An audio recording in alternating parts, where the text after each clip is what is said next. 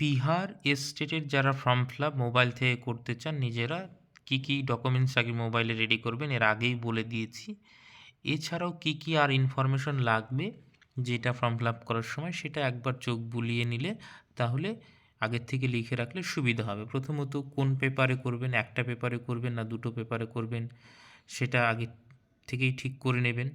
এবং এই যে ফটোর যে মাপটা সেটাও বলে দিয়েছি, 3.5x4.5 সিগনেচার রেডি করবেন জেপিজি ফরম্যাটে।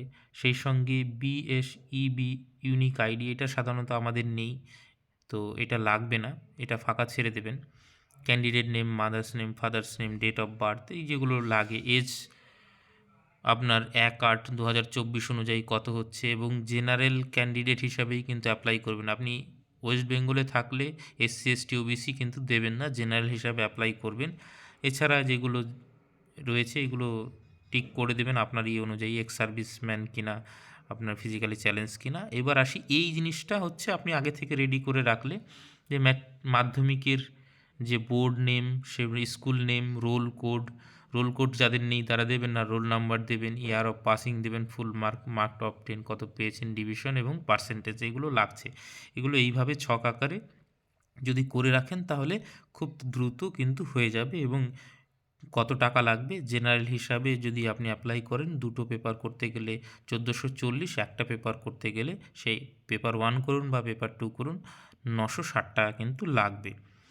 ঠিক আছে, এইবার এই সাবজেক্ট কোডগুলো দেখে রাখুন, কি কি সাবজেক্ট রয়েছে কোন কোন এসে, তাহলে বোঝা গেল। এইটুকুটা আপনি যদি রেডি করে রাখেন তাহলে কিন্তু খুব তাড়াতাড়ি ফর্ম ফিল আপটা হয়ে যাবে। এবং এই পিডিএফটা আমি আমার টেলিগ্রাম এবং হোয়াটসঅ্যাপ চ্যানেলে দিয়ে দেবো, ইতিহাসের পাতায় বলে একটা হোয়াটসঅ্যাপ চ্যানেল আছে, লিঙ্কটাও দিয়ে দেবো। আগে এইটা রেডি করে রাখতে পারেন, এবং ডকুমেন্টসগুলো এর আগে যেরকমটা বলেছিলাম।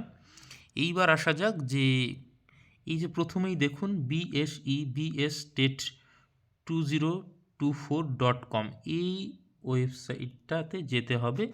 যে কোনো ব্রাউজারের ক্রোমে আপনি খুলবেন, যে প্রথম যে এটা আসবে, ওয়েবসাইটটা আসবে, ওয়েবসাইটটা ভালো করে দেখুন, এইটাতে আপনি প্রবেশ করবেন। ঠিক আছে, এইটাতে প্রবেশ করার পর দেখুন এখানে মোবাইল নাম্বার এবং পাসওয়ার্ড লেখা আছে। এইটা যারা রেজিস্টার করে ফেলেছে তারাই লগ ইন করতে পারবে। এখন আপনি রেজিস্টার করেনি, প্রথমে হচ্ছে আপনাকে রেজিস্ট্রেশন করতে হবে। এই দেখুন রেজিস্টার নিউ ক্যান্ডিডেট বলে নিচে লেখা আছে, যেটা নিউ ক্যান্ডিডেট। তো এইটাতে ক্লিক করতে, লগ ইনে ক্লিক করবেন না, ওইটা পরে হবে, আগে আগে নিজেকে রেজিস্টার করতে হবে এখানে। তাহলে এই নিচেরটাতে ক্লিক করলাম।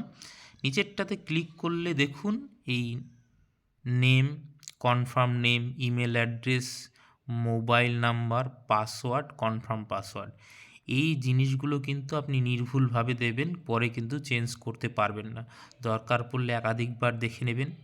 নিজের নাম, সেটাকে আবার রিএন্টার করতে হবে, কনফার্ম করতে হবে।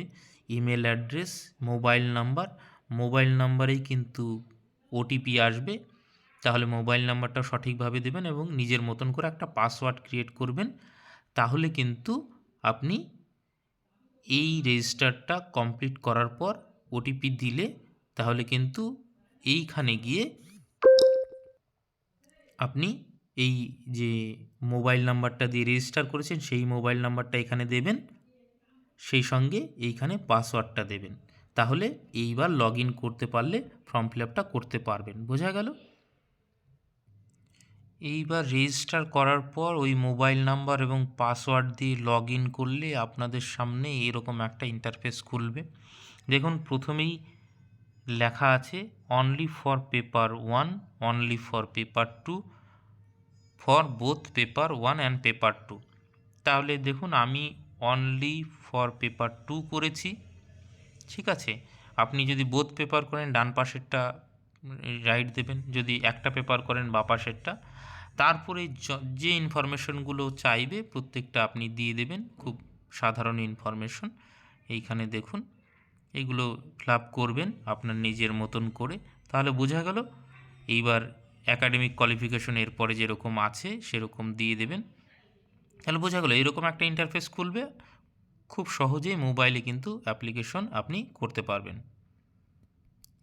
এই অ্যাপ্লিকেশন করার পর সমস্ত ইনফরমেশন দেওয়ার পর দেখুন এই ডকুমেন্টসগুলো একটা করে ডান দিকে আপলোড ডকুমেন্টস বলে লেখা আছে, সেগুলো একটা করে শুধু মার্কশিট আপনি আপলোড করে দিলেই হবে। সেই সঙ্গে দেখুন এই ব্যাংক অ্যাকাউন্ট চাইছে, এবার দিলে দিতেও পারেন আবার নাও দিতে পারেন, কারণ মানে যদি কোনো কারণে কোশ্চেন মানে বাতিল হয় পরীক্ষাটা, তাহলে হয়তো আপনার ব্যাংক অ্যাকাউন্টে টাকাটা ফেরত দেবে, এইরকম কিছু হতে পারে, কিন্তু ব্যাংক অ্যাকাউন্ট কেন নিচ্ছে আমি জানি না। এইবার সেই সঙ্গে অ্যাড্রেসটা, ঠিক আছে, এবং সবার শেষে আপনি এই ফটো এবং সিগনেচারটা আপলোড করবেন এবং সাবমিট করবেন। আমি যেহেতু সাবমিট করে দিয়েছি সেহেতু এরকমটা দেখাচ্ছে। এইবার এটা করার পরে কিন্তু ডাউনলোড রেজিস্টার ফর্ম পাবেন, তারপরে কিন্তু এই টাকা কাটানোর এই জায়গাটা আসবে এবং এখানে দেখুন আমি টাকাটা পেমেন্ট করে দিয়েছি সেটা দেখাচ্ছে। তো তাহলেই কিন্তু আপনার ফর্মটা কিন্তু ফিল আপ কমপ্লিট হয়ে গেল। আশা করি বোঝা গেল। এইটুকুতে আর কারো কোনো সমস্যা নেই। এইটা দিয়েই আবার লগ আউট করলে, লগ ইন করলে আপনি register form, download form, acknowledgement slip সব পাবেন। এরপরেও যদি কোনো কোশ্চেন থেকে থাকে, কোনো সমস্যা থেকে থাকে, তাহলে অবশ্যই কমেন্ট করে যান। আমি যথাসাধ্য চেষ্টা করব আপনার প্রশ্নের উত্তর দিতে। ঠিক আছে, সকলকে অসংখ্য ধন্যবাদ।